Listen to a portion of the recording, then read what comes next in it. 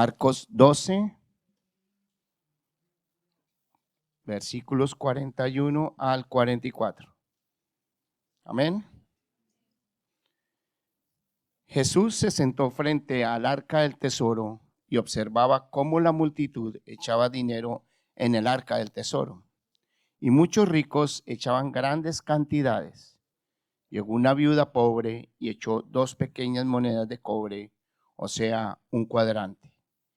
Y llamando Jesús a sus discípulos, les dijo: en verdad les digo que esta viuda pobre echó más que todos los contribuyentes al tesoro, porque todos ellos echaron de lo que les sobra, pero ella de su pobreza echó todo lo que poseía, todo lo que tenía para vivir. Vamos a orar. Señor, gracias por tu palabra. Estamos tan necesitados de escuchar tu voz, así como experimentamos tanto gozo cuando te cantamos y te ofrendamos. Igual gozo superior es cuando escuchamos tu voz. Así que ven, visítanos con tu gracia en esta mañana. Háblanos al corazón. Transfórmanos, anímanos, impáctanos, desafíanos. Que todo sea para la gloria de tu nombre. En el nombre de Cristo. Amén. Amén. Muy bien. Pueden sentarse. Muy bien, nosotros hemos estado estudiando el Evangelio de Marcos por un buen tiempo y actualmente estamos ya finalizando el capítulo 12. Como ustedes recordarán, en este capítulo el Señor Jesucristo ha estado confrontando a los líderes religiosos y más particularmente, el pasado domingo el pastor Michael nos habló de cómo Jesús confrontó fuertemente a los escribas por causa de su hipocresía. Ellos vivían más por su reputación que por su carácter. ¿Cómo nosotros vimos que se exhibía esa hipocresía? Bueno, a ellos les gustaba mucho la decoración externa de sus ropas. Ellos amaban el reconocimiento en público, las opiniones. Ellos buscaban mostrarse, ser el centro de atención. Ellos aprovechaban, abusaban de sus privilegios y ellos protegían mucho su reputación religiosa y oraban largamente. Y ahora entonces, el autor del Evangelio, Marcos, concluye este capítulo 12 con esta historia corta pero profunda, donde se destaca la ofrenda de esta pobre viuda. Déjenme dar algunas observaciones antes de introducirnos en el estudio de hoy. Por causa de la ubicación de este texto, aquí en el verso 41 al 44, hay algunos desafíos que demandan cierta precaución manejando este texto. En otras palabras, no podemos obviar el contexto. Hay un tema que el evangelista, inspirado por Dios, está desarrollando y nosotros entonces creemos que hay algunas cosas que impactan el significado. Por ejemplo, el tema específico de nuestro texto es la devoción de esta pobre viuda. Y esa hipocresía de los escribas fue desenmascarada y lo expuso como esa clase dominante que explota la religión de Israel como un medio para ganancias deshonestas. Y aparece esta mujer en esta historia como un contraste tan profundo. En vez de esa hipocresía religiosa, aquí encontramos la devoción real de esta mujer. Y mientras los escribas utilizan el pretexto de la religión para ganancias, para dinero, aparece esta mujer que expresa de una manera tan desafiante como ella, con lo poco que tenía, vivía para la gloria de Dios. En otras palabras, esta mujer aparece en el relato poseyendo lo que Dios más ama. Ella tenía fe en Dios. Ella creía profundamente que Dios iba a proveer a sus necesidades. Obviamente, ese es el tema particular del texto. El problema que esto presenta es que por el otro lado hay un tema general que se está desarrollando y es el juicio de los líderes religiosos. Y este relato de la viuda se inserta inspirado por Dios de una manera estratégica entre esa condenación que estos líderes están recibiendo de parte de Dios. Y más adelante, como vamos a ver en el capítulo 13, empieza con la destrucción del templo, el Señor anunciando ese gran juicio. Por tanto, nosotros podemos ver que hay un puente temático aquí. Está la avaricia de los escribas, está el pronunciamiento de la maldición del Señor Jesucristo sobre la nación. Por tanto, y en consecuencia de eso, debemos de examinar este relato de la ofrenda de la viuda de diferentes ángulos.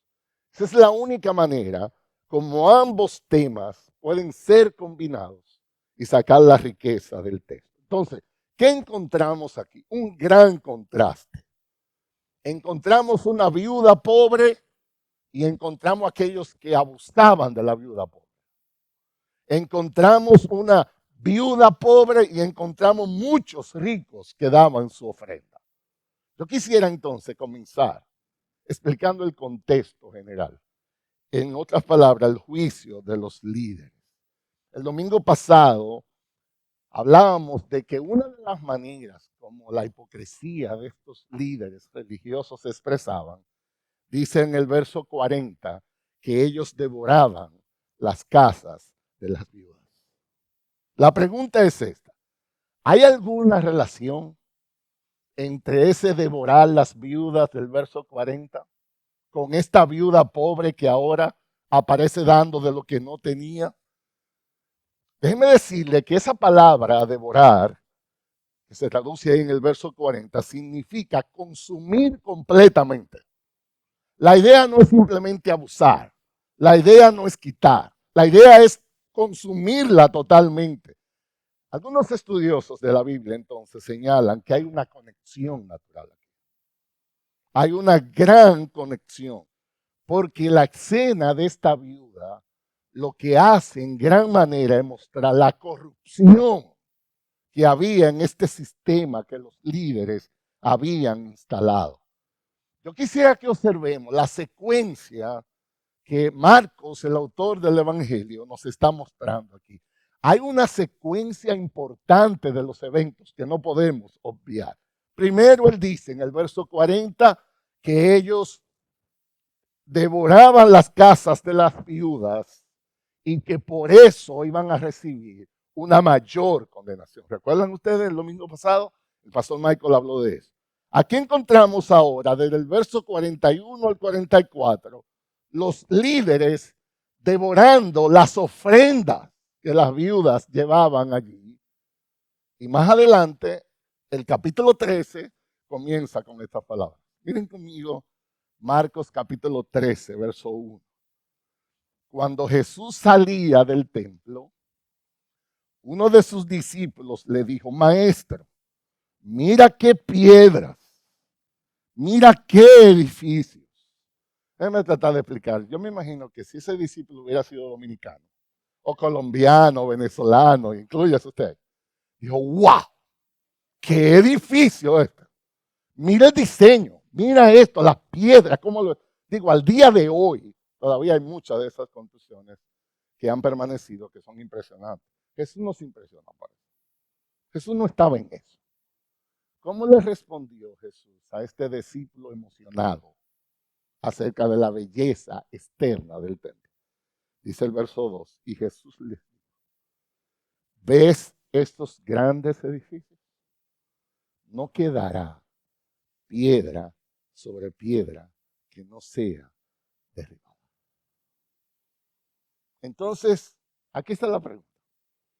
Jesús dice que estos líderes devoran las casas de las viudas, recibirán mayor condenación.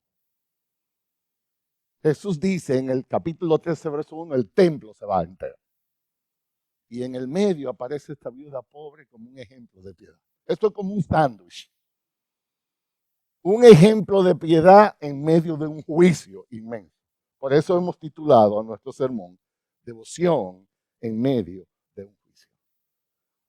Es una secuencia de eventos que denota un gran juicio del Señor. Ese es el tema central de esta narrativa y debemos estar advertidos por ello. Déjenme tomar un minutito para que entiendan por qué esto es tan importante.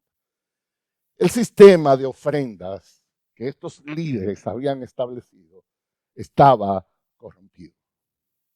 A estos hombres no les importaba la manera de recaudar dinero. Ellos mercadeaban las bendiciones de Dios a cambio de dinero. Más o menos el eslogan era este: compra tu bendición. Cualquier parecido a los tiempos de ahora es una pura coincidencia. Era un sistema diseñado para hacer riquezas. Lo que encontramos en nuestro texto es una ilustración de cómo la avaricia se había apoderado de estos líderes religiosos que estaban dispuestos a usar a Dios como un mecanismo de bendecirse con riquezas. El pastor John MacArthur, hablando sobre esa realidad, él dice lo siguiente: yo encontré fascinante esto.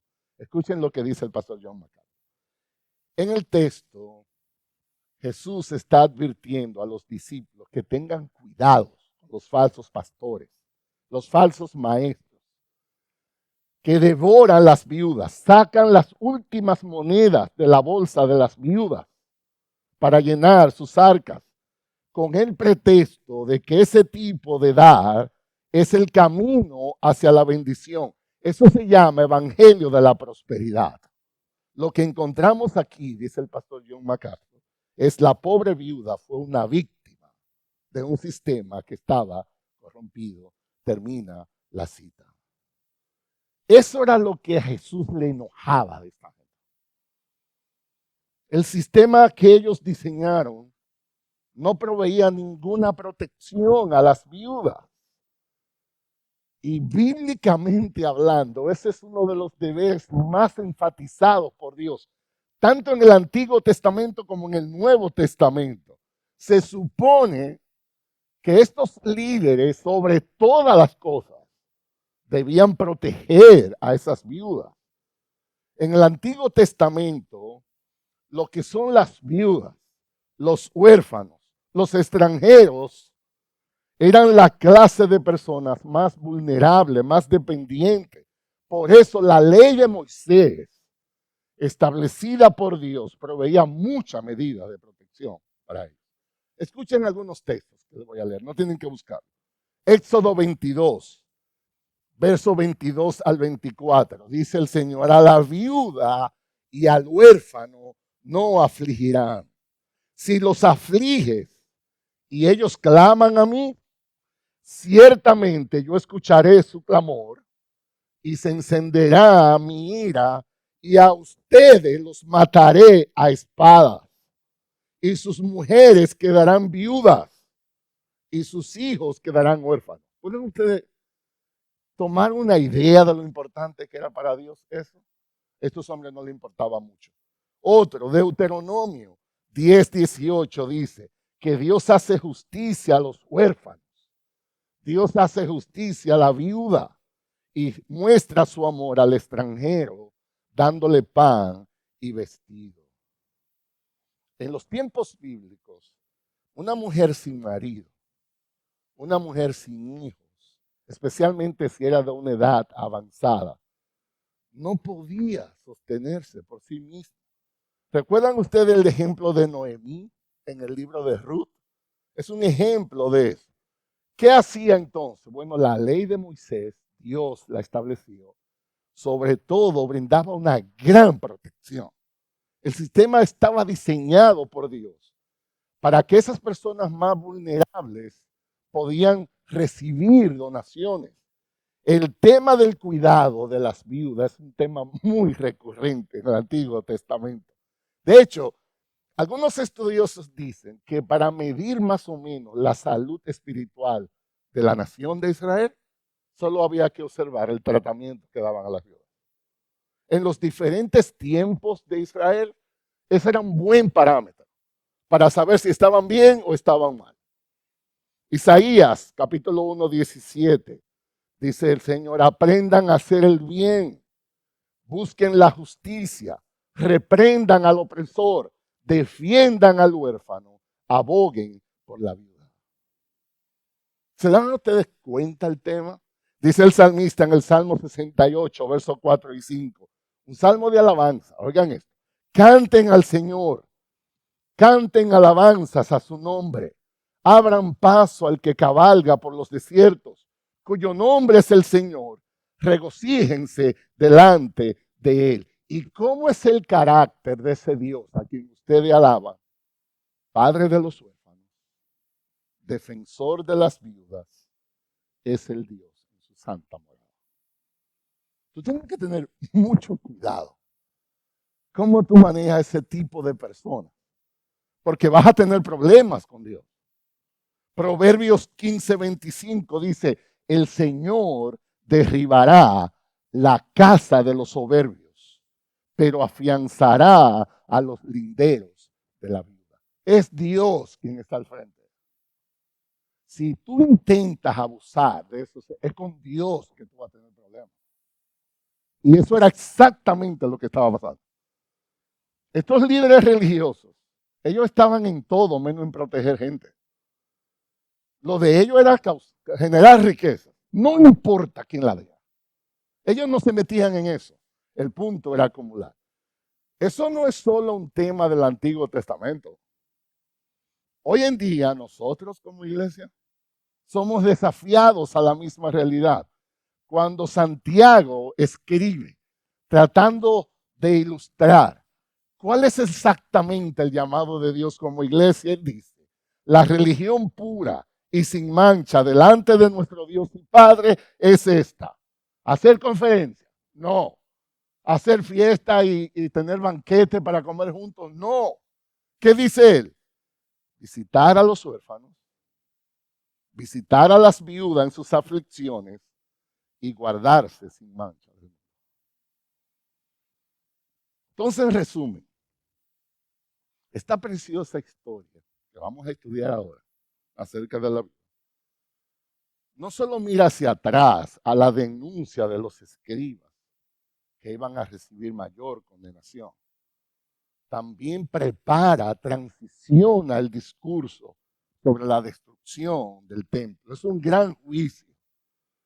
Y lo más importante es que yo quiero que entendamos, es que esto fue una tremenda oportunidad para Jesús enseñar a los discípulos. Recuerden que todo esto Jesús está hablando a sus discípulos.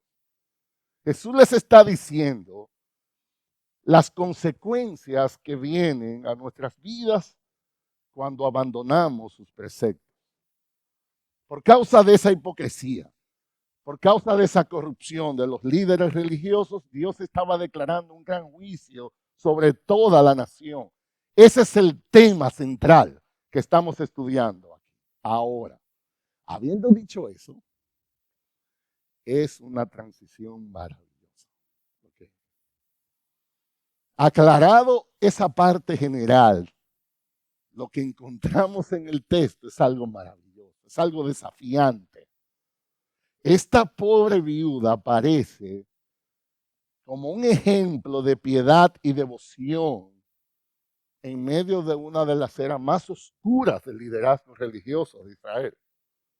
Su ejemplo de piedad y devoción sobresale por encima de toda la maldad de los líderes religiosos. Y ese ejemplo debe ser un motivo de inspiración para nosotros. ¿Van entendiendo la idea?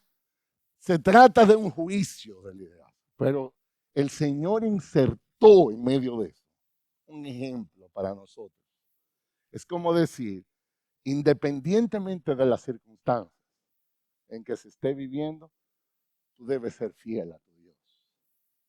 Tú debes ser fiel a tu Dios. Entonces, habiendo explicado el contexto, vamos entonces al ejemplo de devoción que nos presenta. Déjenme leer de nuevo el texto y lo vamos a explicar.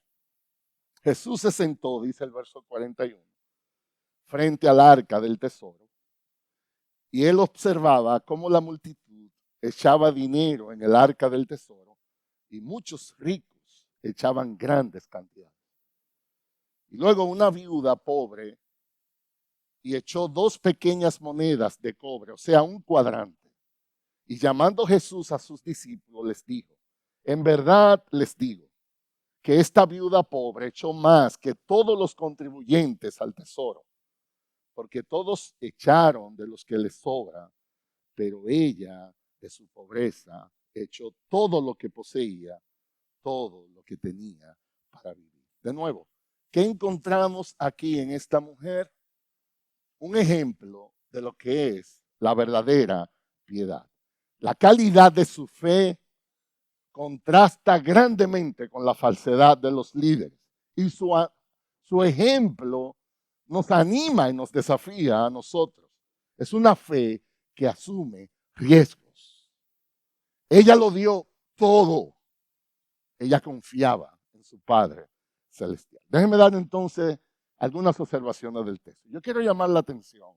Primero, que Jesús observó lo que estaba pasando. El verso 41 comienza diciendo que Jesús se sentó frente al arca del tesoro y observaba lo que pasaba. Eso no fue una casualidad. Él se sentó intencionalmente a observar. El Señor Jesucristo estaba lo suficientemente interesado en saber lo que la gente hace con su dinero. Jesús quería saber cómo manejaba y luego aprovechó para enseñar a sus discípulos. Lo primero es una observación general. El Evangelio, el autor de los Evangelios, Marcos, nos dice que ahora se pasaron a una parte del templo que se llama el arca del tesoro, el lugar del tesoro. ¿Sabe usted lo que significa el lugar del tesoro? Un lugar donde hay un tesoro. Eso es. Usted no tiene que ir a un seminario para eso. Pero es más que eso. Era un lugar del templo llamado el atrio de las mujeres y ahí estaban las arcas. Esto es muy interesante. Escuchen esto. Porque todo esto es importante para entender. Allí se manejaba el dinero. Habían, por así decirlo, 13 casillas diferentes. Algunas veces a esas casillas se le llaman trompetas. No vaya usted a pensar que es un instrumento de trompeta. Eran las casillas. Usted puede ver algunos sitios donde usted va a un estadio de deporte, lo que sea, y hay muchas casillas para usted ir a comprar su boleta y poder entrar. Imagínese la idea. Cada casilla tenía un uso específico. Algunas eran para el pago de las ofrendas, otras eran para la compra de animales y los útiles que se iban a usar para los sacrificios. Todo era bastante organizado. Desde la casilla 8 a la 13 se dice que era para usos diversos. Y más específicamente en ese lugar, allí se colectaban las ofrendas voluntarias. La gente daba dinero, no le importaba el uso que le iban a dar, simplemente daban sus donaciones. Era el lugar más concurrido del templo, era a su vez el lugar más abierto, más público. Allí estaban las personas religiosas. Allí estaba la gente que donaba, la gente que ofrendaba. Y allí estaba Jesús. Estaba sentado observando. Dice que había muchos que daban mucho.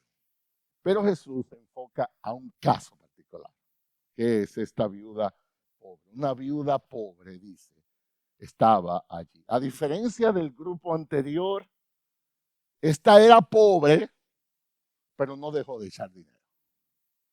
De hecho, 3 veces en el texto se menciona que era pobre. Una viuda pobre, Jesús vuelve e enfatiza que era pobre y dio de su pobreza. 3 veces tratando de acentuar la escasez de sus recursos. Lo maravilloso que tuvo esta ofrenda de esta viuda es que se dice que ella tenía 2 pequeñas monedas de cobre, 2 blancas, y ella echó las 2. Lo echó todo. Fue un ejemplo de lo que es dar sacrificialmente. Y ese es el punto que yo quisiera enfatizar. Dar sacrificialmente. Esta viuda está allí para darnos un ejemplo de fe. Esta mujer pudo quedarse con una de las monedas y solo echar la otra. Nadie la iba a culpar de eso.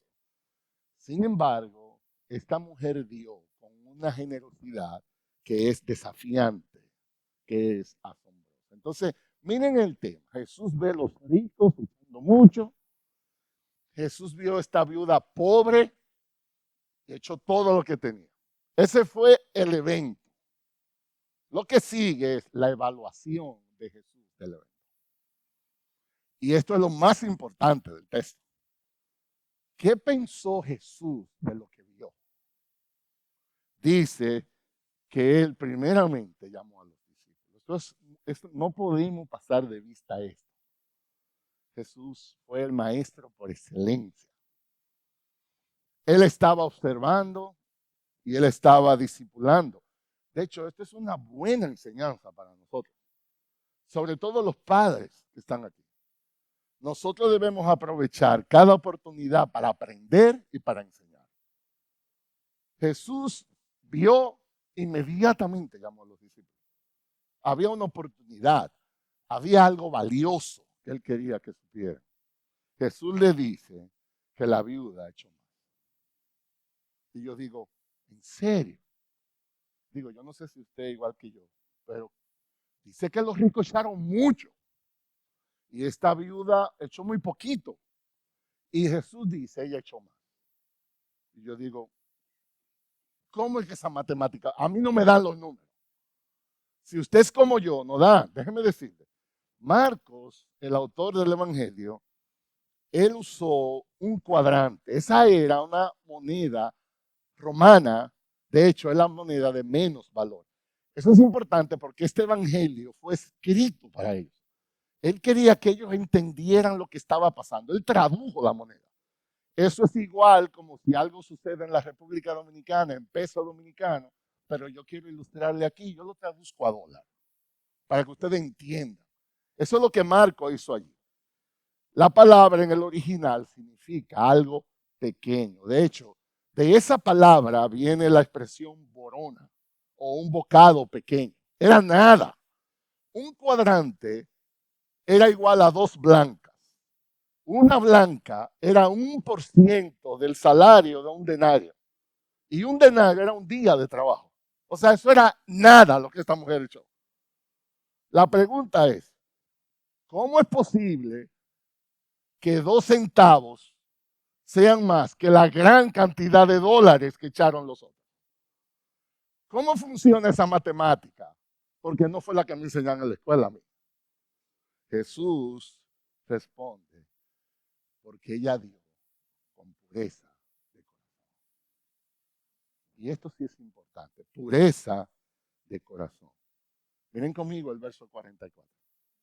Porque todos ellos echaron de lo que les sobra,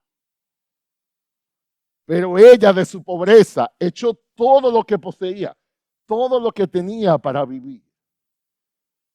Todos los demás echaron sin sacrificio, es la idea.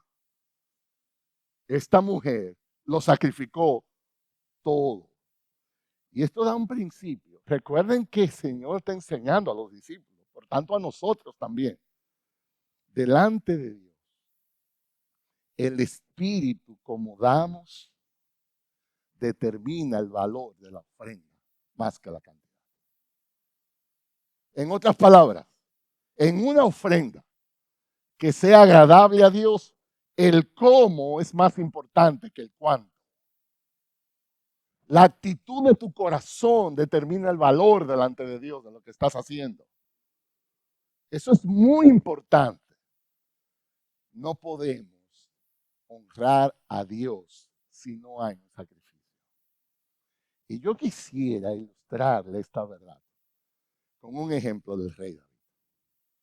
Porque este es el tema, esta es la parte aquí más importante del texto. Yo quisiera que me acompañen, por favor, a 2 de Samuel, capítulo 24. Eso es algo muy importante que tenemos que ver.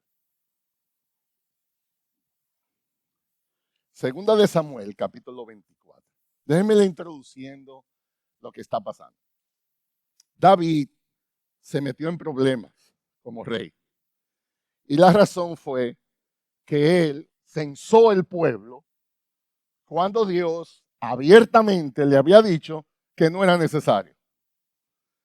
Uno de sus hombres más fieles, Joab, a quien David mandó a hacer esto, le dijo: Señor rey, eso no es necesario. O sea, Joab le advirtió a David de lo que estaba haciendo. Pero el rey no escuchó. Se hizo el censo. Ya ustedes saben lo que vino. Dice la escritura que en un abrir y cerrar de ojo habían casi 67,000 hombres que habían muerto. El juicio de Dios sobre ellos. Y David, como un buen líder espiritual, él pudo reconocer su error. Aquí en 2 de Samuel 24, miren cómo dice el verso 17. Perdón, 70,000 hombres habían muerto. Y dice el verso 17, entonces David habló al Señor. Cuando vio al ángel que hería al pueblo y dijo: yo soy el que ha pecado. Yo soy el que ha hecho mal. Pero estas ovejas, ¿qué han hecho? Yo te ruego que tu mano caiga sobre mí y sobre las casas de mi padre. Eso es lo que un líder hace. Él asumió su responsabilidad. El punto es que Dios otra vez tuvo misericordia. El ángel del Señor le dijo: mira David, señores, todo esto estaba sucediendo en vivo. Y David estaba agonizando viendo el juicio de Dios sobre su gente. Dios escuchó la oración de David y le dijo: haz una cosa, dame una ofrenda. Presenta una ofrenda y yo voy a perdonar. El asunto es que había que presentar algo de ofrenda. Y el ángel le dirigió hacia uno de los hombres que estaban allí a buscar esa ofrenda. Ese es el tema que yo quiero que ustedes vean. En el desespero, el rey David, viendo el sufrimiento del juicio de Dios por su culpa, ahora tiene la oportunidad de elevar una ofrenda a Dios para minimizar el efecto de eso. Y él estaba buscando qué iba a presentar como ofrenda. Un hombre llamado Araúna tenía los becerros que podían usar. Y David cogió para allá. Y miren lo que sucedió cuando. Miren el verso 21. Entonces ese hombre, Araúna, dijo: ¿por qué ha venido mi señor el rey a su siervo? Y David respondió: a comprarte la era para edificar un altar al Señor, a fin de detener la plaga del pueblo. Y ese hombre, Araúna, dijo a David: tome y ofrezca a mi señor el rey lo que le parezca bien a sus ojos. Mire los bueyes para el holocausto y los trillos y los yugos de los bueyes para la leña. Todo, oh rey, Araúna lo da al rey. Y Araúna dijo al rey: que el Señor su Dios le sea propicio. En otras palabras, este hombre estaba tan impresionado que el rey vino, que él le dijo: tome lo que usted quiera de él. Nosotros se lo regalamos. ¿Sabe lo que le dijo David? Verso 24. Pero el rey dijo a Araúna: no puedo hacer eso, sino que ciertamente por precio te lo compraré. Pues no ofreceré al Señor mi Dios holocausto que no me cueste. Ahí está. David estaba clarito. Eso no va a funcionar. Si yo tomo eso como un regalo y eso es lo que yo llevo, no me costó nada. Eso no va a agradar. Yo no puedo ofrecer un sacrificio que no me cueste nada. Esa fue de manera impresionante la fe de esta mujer. Esta mujer estaba lista para pasar hambre. Esta mujer no escatimó lo que tenía. Lo que a Jesús le impresionó de esta viuda es que ella creía que esto era verdad. A pesar de la depravación vigente en el sistema, ella tenía una fe inquebrantable en su Dios. Ella fue al arca y dio todo lo que tenía. Ella quería honrar a su Dios. Entonces, de nuevo, en medio de un juicio general, encontramos al final de este capítulo 2 una maravillosa historia que nos recuerda lo que es la devoción a Dios en medio de un juicio. ¿Qué aprendemos nosotros como iglesia en cuanto a esto? Uno, primero, cuidemos nuestros corazones del egoísmo. Cuidemos nuestros corazones de la hipocresía. Nosotros vemos con tristeza el corazón de esos líderes religiosos. Y el llamado para nosotros sigue siendo el mismo. Tenemos que edificar carácter, no reputación. Tenemos que vivir en la presencia de Dios. Nosotros necesitamos orar como iglesia individualmente. Señor, presérvanos en fidelidad. Nosotros debemos orar a Dios, danos ese corazón para servirte así. Dice el Salmo 139, versos 23 y 24. Escudriñame, oh Dios, conoce mi corazón. Pruébame y conoce mis iniquidades. Y ve si hay en mí un camino malo y guíame al camino eterno. Esa es una excelente oración.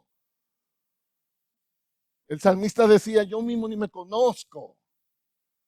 Yo no conozco mi corazón. Él le pide a Dios, examínalo tú en vez de yo. Y dime tú a mí qué es lo que yo necesito cambiar. Guíame al camino eterno. Nosotros necesitamos seguir orando. Que Dios nos conceda ese corazón de gracia, que le tema, que le da. Pero en segundo lugar, nosotros también aprendemos de aquí que debemos dar sacrificialmente. Debemos dar sacrificialmente. Hermanos, escuchen esto. Escuchen esto. Cada cosa que hacemos para Dios debe tener un costo. Cada cosa que hacemos para Dios demanda un sacrificio. Esa es la pregunta que yo te hago en esta mañana. ¿Qué te está costando a ti lo que tú ofrendas al Señor? ¿Qué te está costando? Y como una nota de balance, no estamos diciendo que esto es para ganar nada delante de Dios. Nosotros lo hacemos para mostrar que ya tenemos todo de Dios. No ofrendamos para ganar el favor de Dios, sino para mostrar que ya recibimos todo de Él. El punto es que lo que sea que hagamos para Dios debe ser sacrificialmente. Eso es exactamente lo que significa un acto de adoración. Y yo quiero dar una nota de sensibilidad. Déjenme ahora hablar como pastor a ustedes aquí. Yo acabo de llegar, lo que tengo es un mes. Yo quiero ser sensible con ustedes. Yo sé que hay algunos aquí que han venido de un contexto del Evangelio de la Prosperidad. Yo sé que hay algunos de ustedes que han pasado por eso. Yo sé que hay algunos de ustedes que han sentido abusados por lo que ha pasado. Y quizás Dios te ha librado para salir de esos lugares. El punto es que ahora tú no puedes, por causa de esa mala experiencia, dejar de honrar a Dios. Aquí. No te puede ir al otro extremo. Tú tienes que confiar en Dios en todo esto. Y este ejemplo de esta viuda pobre debe ser un desafío para todos nosotros. Hermanos, nosotros debemos seguir adelante. Nosotros en Gracia sobre Gracia aquí tenemos muchos planes. El pastor Michael y yo estamos soñando todos los días. Nosotros estamos soñando, ilustrando, preparando. Queremos a fin de año traer una propuesta aquí como iglesia para ver cómo Dios nos va a ayudar a avanzar en muchos sueños y planes que tenemos. Pero nosotros necesitamos que como familia todos seamos fieles en honrar a Dios con nuestros diezmos, con nuestras ofrendas.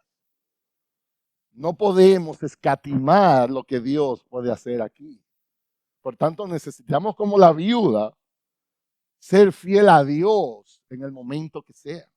Y yo creo que es una iglesia que Dios está bendiciendo.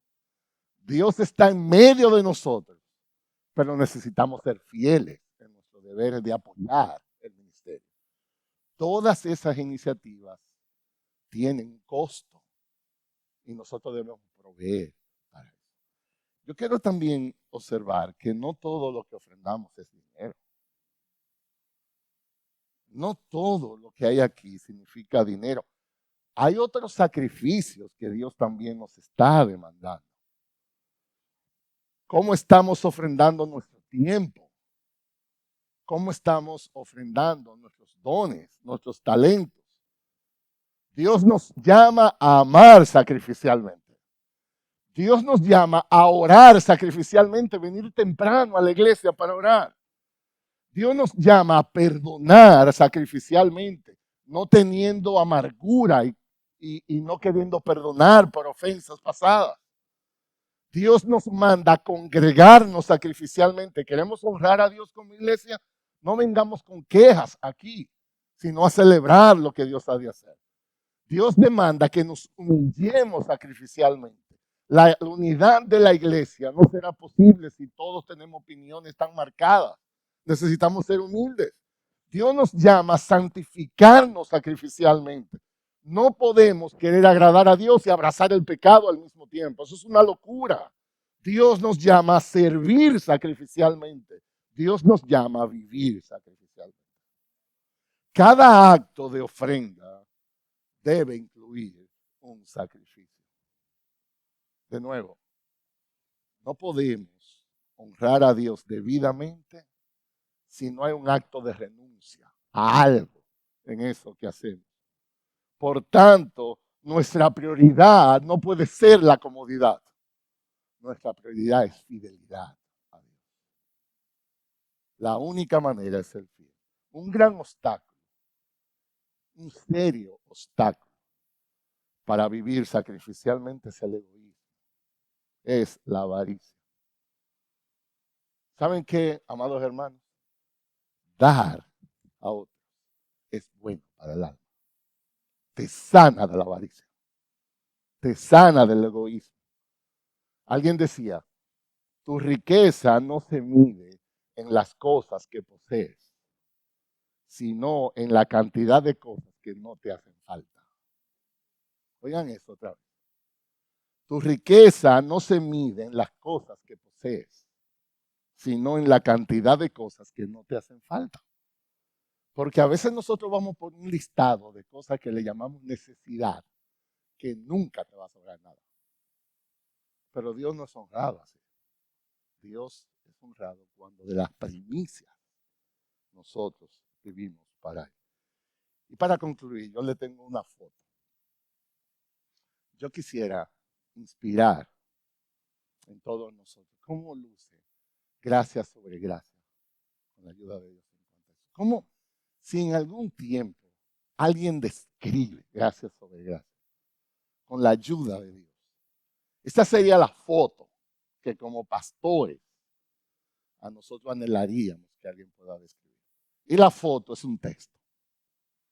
Yo voy a leerle un texto de una iglesia que debe parecerse a lo que nosotros queremos ser en cuanto a eso. Segunda a los Corintios, capítulo 8. Creo que vamos a poner el texto en la pantalla. La iglesia en Macedonia. Este es un ejemplo de una iglesia que merece ser imitada. Y se parece mucho a Gracia sobre Gracia, porque no hay grandeza, no hablamos de miles de... Una iglesia pequeña. Miren cómo dice. Segunda a los Corintios 8, verso 1 al 6. Ahora, hermanos, les damos a conocer la gracia de Dios que ha sido dada en las iglesias de Macedonia. ¿Cómo así? ¿Qué tenían de especial esta gente para que la mencionen aquí? Verso 2. Pues en medio de una gran prueba de aflicción abundó su gozo y su profunda pobreza sobreabundó en la riqueza de su liberalidad. Porque yo testifico, dice el apóstol Pablo, que según sus posibilidades y aún más allá de sus posibilidades, ellos dieron de su propia voluntad, suplicándonos con muchos ruegos el privilegio de participar en el sostenimiento de los santos.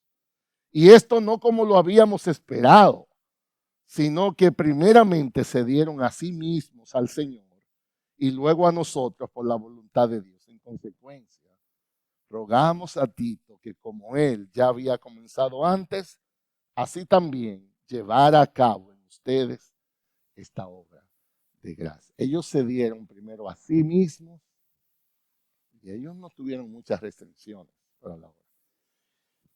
Esa es nuestra oración. Esa es nuestra oración. Que Dios nos ayude a vivir vidas que sacrifiquen lo terrenal para poder disfrutar lo eterno. Que Dios nos conceda corazones para vivir reducido en el disfrute de lo temporal y nuestros corazones se ensanchen hacia las promesas de Dios de vida eterna. Que Dios nos conceda ser una iglesia generosa para la gloria de su nombre. Amén. Déjenme orar. Señor, gracias de nuevo por tu palabra. Nos gozamos en cómo tú nos hablas. No necesitamos ningún otro manual de instrucción que tu palabra. Tu palabra nos da todo lo que necesitamos para una vida de fe y de piedad. Tu palabra es suficiente, Señor. Por eso amamos tanto tu palabra. Y especialmente en esto que tú nos has hablado, no nos dejes tranquilos hasta que aprendamos a renunciar a las comodidades de este mundo, para que vivamos sacrificialmente aportando para la obra de fe. Ayúdanos a bendecir a otros con nuestra generosidad. Ayúdanos como esta viuda a tener la fe de confiarte aún en medio de sus limitaciones. Danos el corazón de Cristo para dar y amar como Cristo ama y da. Y te amamos y te bendecimos, Señor. En su nombre oramos.